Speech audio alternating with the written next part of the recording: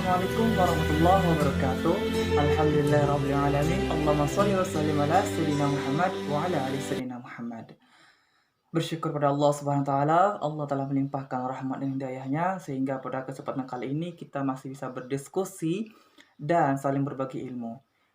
Dan pada kesempatan kali ini kami dari kelompok 8 diberi kesempatan untuk memberikan penjelasan dan pembahasan tentang teks proposal. Nah, di sini saya berkesempatan menjadi moderator. Kemudian anggota kelompok saya ada Ronaldo, Julia Hartati, kemudian Nindri, dan Nirmayani. Sebagai moderator, saya akan membuka diskusi kita. Diskusi kali ini kita akan membahas tentang teks proposal. Seperti diskusi sebelumnya, kita sudah membahas teks proposal, tapi dalam indikator yang berbeda. Dan dalam diskusi kali ini kita memiliki beberapa indikator. Di antaranya yaitu kita akan membahas tentang struktur teks dan hubungan genre pada proposal kegiatan. Kemudian formulasi bahasa pada proposal.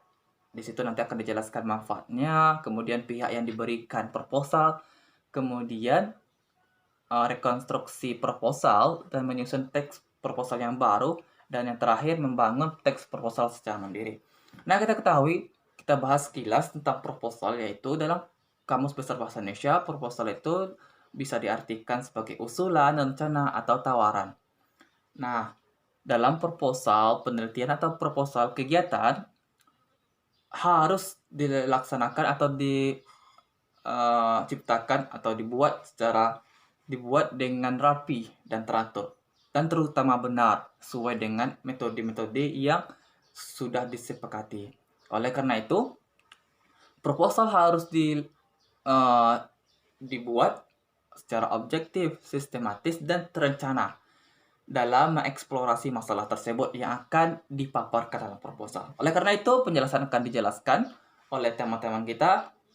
Penjelas pertama yaitu Ronaldo, penjelas kedua yaitu Julia Hartati, kemudian penjelas ketiga Nindri, dan yang terakhir penjelas keempat adalah Nirmayani. Oleh karena itu teman-teman, mari kita simak dan kita pahami, kita analisis, kita analisa, kita telaah.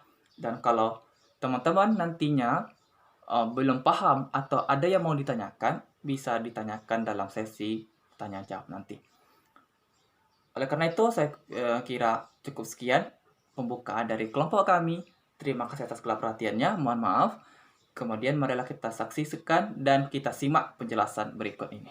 Terima kasih. Assalamualaikum warahmatullahi Saya akan berbicara pada bagian rancangan penelitian, di mana pada rancangan tersebut harus menggambarkan pemahaman dan cara pemecahan masalah di bidang tertentu, serta untuk mencapai pengetahuan baru. Pemecahan masalah dan perumusan kesimpulan wajib memiliki unsur 1. Ilmiah, 2. Sistematis, 3. Logis.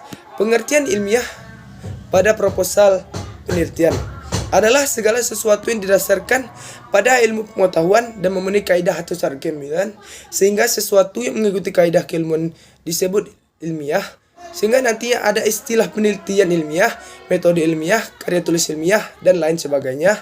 Pengertian sistematis pada proposal penelitian adalah berpikir dan berbuat secara bersistem, berurutan, tidak tumpang tindih.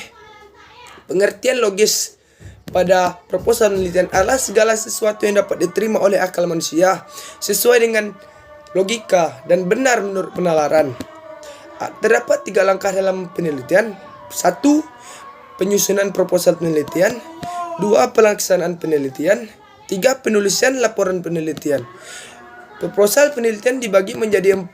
1. Proposal penelitian pengembangan adalah kegiatan yang menghasilkan rancangan atau produk yang dapat dipakai untuk memecahkan masalah-masalah aktual. Dalam hal ini, kegiatan pengembangan ditekankan pada pemanfaatan teori-teori, konsep-konsep, prinsip-prinsip, atau temuan-temuan penelitian untuk memecahkan masalah. 2. Proposal penelitian kajian pustaka. Proposal kajian pustaka adalah kajian yang telah dilaksanakan untuk memecahkan suatu masalah yang pada dasarnya bertumpu pada penelitian krisis dan mendalam terhadap bahan-bahan pustaka yang relevan. 3. Proposal penelitian kualitatif. Proposal penelitian kualitatif adalah penelitian yang dimaksud untuk mengungkapkan gejala secara holistik konseptual melalui pengumpulan data dari latar alami dengan menempatkan diri peneliti sebagai instrumen kunci. 3. Proposal penelitian kuantitatif, yaitu suatu penelitian yang pada dasarnya menggunakan pendekatan deduktif-induktif. Pendekatan ini berangkat dari suatu kerangka teori, gagasan ahli ataupun pemahaman penelitian berdasarkan pengalaman, kemudian dikembangkan menjadi permasalahan-permasalahan beserta pemecahan-pecahannya yang ditujukan untuk memperoleh pembenaran atau verifikasi dalam bentuk dukungan data empiris di lapangan. Pengertian dari proposal intinya adalah suatu tulisan yang dibuat oleh si penulis yang bertujuan untuk menjabarkan atau menjelaskan suatu tujuan kepada si pembaca, individu atau perusahaan, sehingga memperoleh pemahaman mengenai tujuan tersebut lebih mendetail. Diharapkan dari proposal tersebut dapat memberikan informasi yang sedetail mungkin kepada pembaca, sehingga akhirnya memperoleh persamaan visi, misi, dan tujuan. Proposal merupakan suatu kegiatan yang sifatnya sebagai usulan. Proposal bukan suatu usulan tertulis untuk melakukan suatu kegiatan yang ditujukan kepada pihak tertentu. Bagian-bagian proposal: 1. Halaman judul, latar belakang, tujuan kegiatan, nama dan tema kegiatan, bentuk kegiatan, peserta, penyelenggara, jadwal dan lokasi kegiatan, susunan acara, susunan panitia, rencana anggaran. Terima kasih. Baiklah, saya akan melanjutkan penjelasan dari teman kita Ronald. Penyelenggaraan, jadwal dan lokasi kegiatan, susunan acara, susunan panitia, rencana anggaran, penutup. C. Penawaran kerjasama sponsorship. Saran penyusun proposal kegiatan. Proposal yang kita susun perlu memiliki hal-hal berikut. 1. Memiliki struktur dan logika yang jelas. 2. Hasil kegiatan itu terstruktur. 3. Rumuskanlah jenis kegiatan secara jelas, inovatif, terpelihara, dan betul-betul dapat dikuasai dengan dikerjakan. 4. Hubungkan kegiatan dengan dana yang diperlukan harus rasional dan tidak mengada-ada. Tujuan proposal kegiatan. Tujuan proposal adalah memperoleh bantuan dana, memperoleh dukungan atau sponsor, dan memperoleh perizinan unsur-unsur proposal, yaitu nama atau judul, pendahuluan, tujuan, waktu dan tempat, sasaran kegiatan, susunan panitia, anggaran, penutup, tanda tangan, dan nama terang. Secara mendasar harus digaris bawah bahwa pemasaran proposal hanya salah satu dari sekian banyak tahap pendanaannya pada saat kapan proposal kegiatan dibuat. Pada saat kapan proposal dibuat pada kita akan melaksanakan suatu kegiatan. Kegiatan tersebut dapat berupa kegiatan skala kecil ataupun besar. Dan intinya dengan proposal, panitia mencoba melakukan usulan atau penawaran kepada pihak-pihak tertentu. Dapat berupa proposal permohonan bantuan, biasanya berupa bantuan material ataupun barang, atau terbentuk pula proposal penawaran kerjasama yang sifatnya simbiosis, mutualisme, atau saling menguntungkan, atau win-win cooperation. Siapa yang membuat proposal dan kepada siapa proposal kegiatan dibuat. Proposal disusun secara bersama-sama oleh kepanitiaan yang terbentuk. Proposal diusulkan atau ditawarkan kepada pihak-pihak tertentu seperti pihak donatur, pihak sponsor. Pihak donatur adalah pihak yang yang kepadanya diharapkan bantuan berupa material atau yang diberikan kepada secara lama-lama tanpa imbal baik serupa. Pihak donatur ini biasanya adalah pihak yang memiliki kriteria terhadap jenis kegiatan yang direncanakan terhadap jenis kegiatan tersebut. Pihak sponsor adalah pihak yang kepadanya diberikan penawaran kerjasama yang sifatnya saling menguntungkan antara pihak panitia dengan pihak sponsor. Pihak sponsor biasanya adalah pihak yang sedang melakukan promosi atau pemasaran terhadap suatu produk tersebut. Bentuk kerjasama dengan pihak sponsor berupa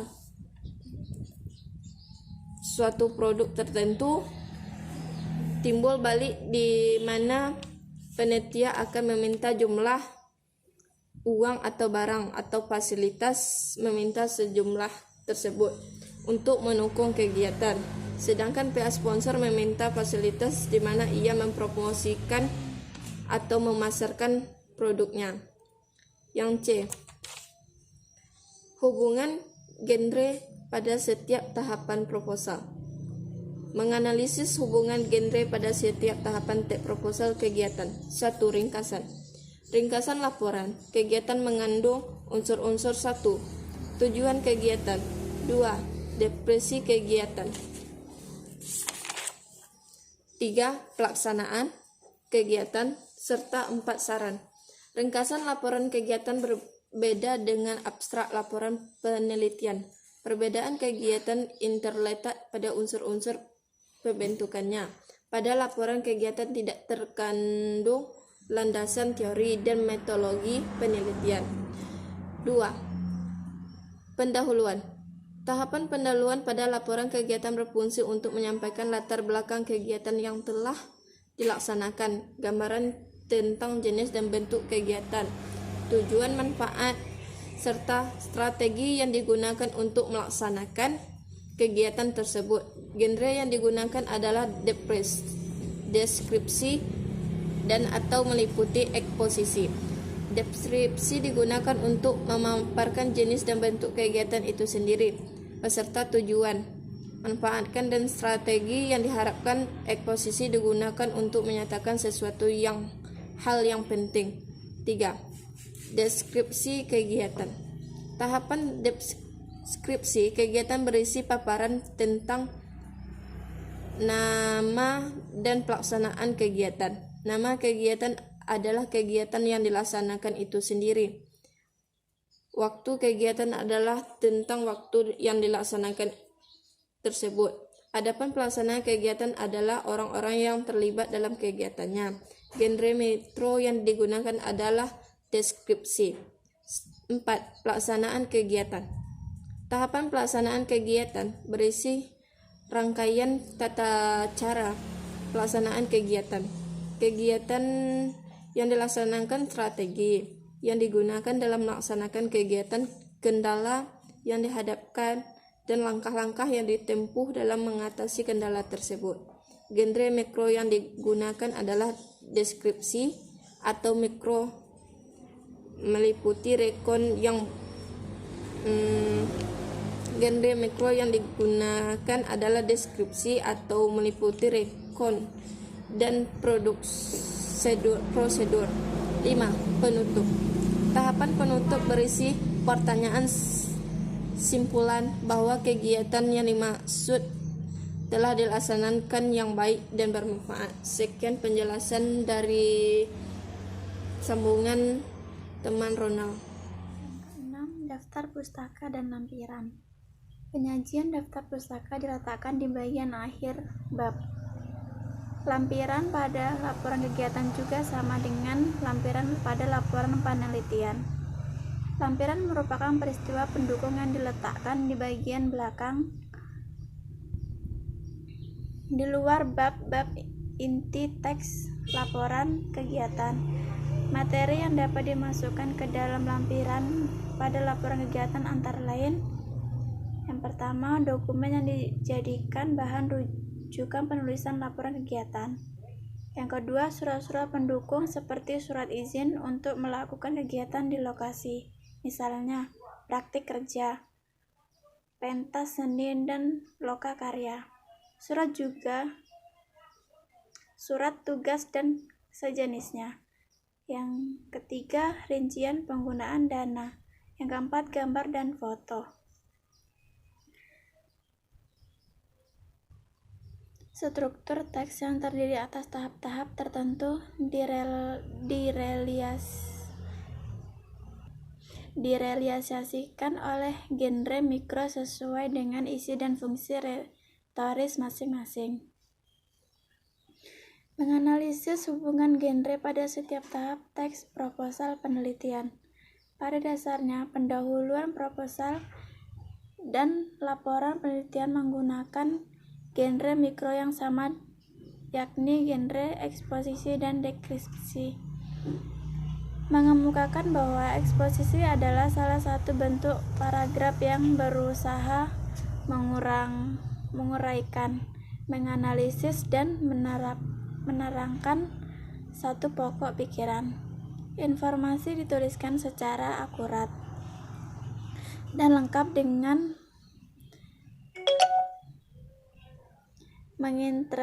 menginterpretasi fakta.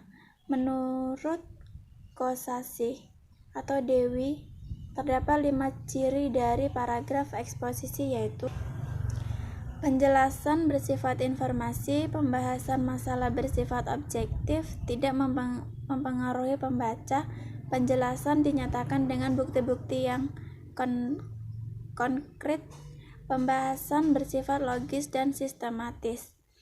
Genre mikro yang digunakan adalah ulasan atau review eksposisi. Digunakan pada tahapan ini digunakan untuk mengevaluasi dan menuliskan kelemahan dan keunggulan sejumlah teori untuk menentukan teori mana yang paling relevan digunakan dalam konteks penelitian.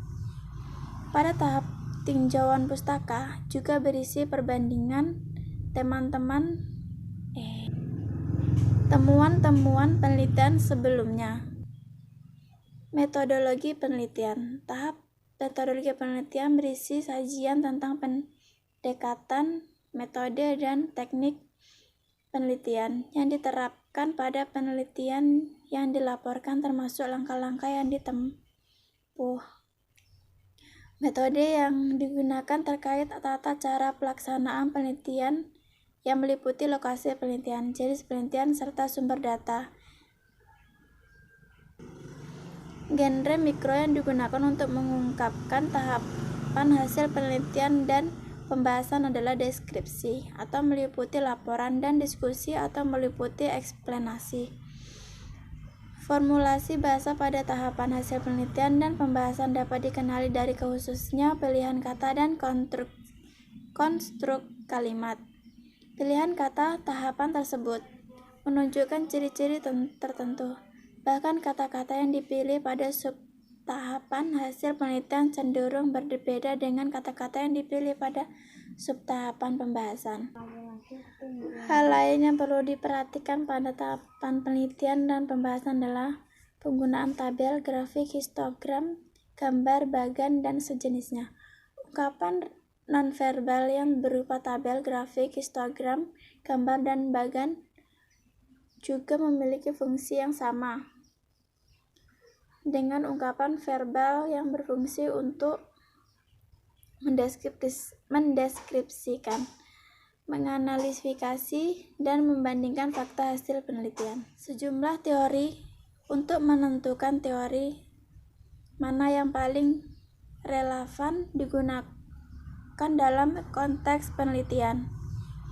Pada tahap tinjauan pustaka juga berisi perbandingan temuan-temuan penelitian sebelumnya. Metodologi penelitian. Tahap metodologi penelitian berisi sajian tentang pendekatan, metode, dan teknik penelitian yang diterapkan pada penelitian yang dilaporkan, termasuk langkah-langkah yang ditempuh. Metode yang digunakan terkait tata cara pelaksanaan penelitian yang meliputi lokasi penelitian, jenis penelitian, serta sumber data. Genre mikro yang digunakan untuk mengungkapkan tahapan hasil penelitian dan pembahasan adalah deskripsi, atau meliputi laporan, dan diskusi, atau meliputi eksplanasi. Formulasi bahasa pada tahapan hasil penelitian dan pembahasan dapat dikenali dari khususnya pilihan kata dan konstruk kalimat. Pilihan kata tahapan tersebut menunjukkan ciri-ciri tertentu. Bahkan kata-kata yang dipilih pada subtahapan hasil penelitian cenderung berbeda dengan kata-kata yang dipilih pada subtahapan pembahasan. Hal lain yang perlu diperhatikan pada tahapan penelitian dan pembahasan adalah penggunaan tabel, grafik, histogram, gambar, bagan, dan sejenisnya. Ungkapan nonverbal yang berupa tabel, grafik, histogram, gambar, dan bagan juga memiliki fungsi yang sama dengan ungkapan verbal yang berfungsi untuk mendeskripsikan, menganalifikasi, dan membandingkan fakta hasil penelitian. Menganalisis formulasi pada proposal dan manfaat proposal. 1. Menganalisasi formulasi bahasa dan proposal. Bahasa proposal banyak diwarnai oleh penggunaan modalisasi akan. Kata yang setara dengan kata akan adalah ingin. Kedua kata ini mengandung perbedaan. Kata akan berorientasi kepada hal yang dituturkan, sedangkan kata ingin berorientasi kepada diri penutur. 2. Penganalisis manfaat penyusunan proposal. Proposal merupakan rancangan sebuah peneliti yang akan dikerjakan. Proposal dapat membantu arah yang dituju oleh peneliti. Proposal adalah rangkaian yang tidak bisa dilepaskan dari peneliti. 3. Menganalisasi pihak yang diberi proposal.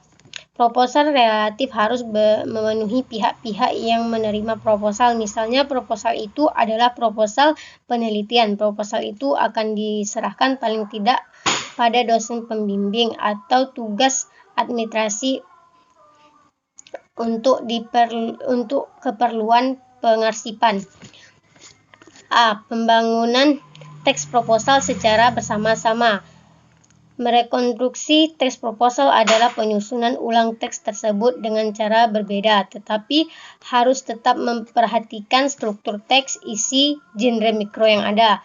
Dengan cara 1. Menentukan teks proposal yang direkonstruksi. 2. Baca teks proposal dengan teliti dan memahami struktur beserta isinya.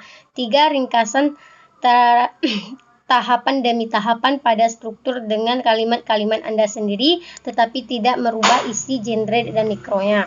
4. Rangkaian ringkasan dari setiap tahap. 5. Periksa kembali ringkasan yang disusun. 6.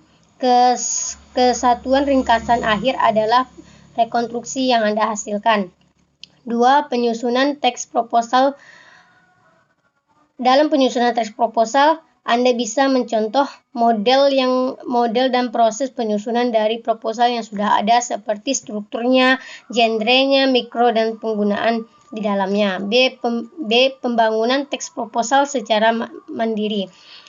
Membuat teks proposal penelitian kegiatan secara mandiri adalah tahapan terakhir bab ini, sebagai bukti bahwa Anda sudah memahami definisi-definisi penyusunan dari proposal. 1. Bangunan rangkuman. Isi rangkuman. Cukup sekian pembukaan dari kelompok kami. Terima kasih atas perhatiannya. Mohon maaf. Kemudian marilah kita saksikan dan kita simak penjelasan berikut. Terima kasih. Assalamualaikum warahmatullahi wabarakatuh.